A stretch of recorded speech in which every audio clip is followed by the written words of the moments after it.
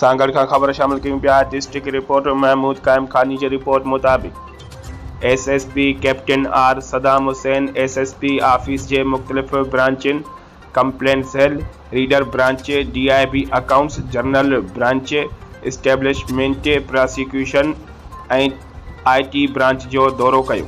सभिनी branch in charge ऐं staff सां मुलाक़ात कई। ऑफिस जे मामलनि ऐं उन जे ज़िम्मेवारनि बाबति आगाही वरिती। कम जो जाइज़ो वरितो ऐं कम जे तरजीहनि बाबति आगाही ॾिनी। बरवक़्त अमल दरामद खे यकीनी बणायो वञे। कंप्लेंट सेल जे दौरे में हुन साइलनि सां मुलाक़ात कई ऐं उन्हनि जा मसइला ॿुधी बरवक़्त हल करण जा हुकुम जारी कया। उन मौक़े ते इंचार्ज सीसी ब्रांच ते ज़ोर ॾिनो त साइलनि सां इज़त ऐं एहतराम सां पेश अचे। अवाम जा मसइला हल करे इंसाफ़ जी फ़रहमीअ खे अवलीन तरजीह ॾिनी वञे। सफ़ाईअ जे मयार खे वधीक बहितर करण जी हिदायत। पार्किंग एरिया जो मुआइनो कयो। मोटरसाइकिल ऐं गाॾियूं हिक जाइ ते पार्क करण जी बि हिदायत कई।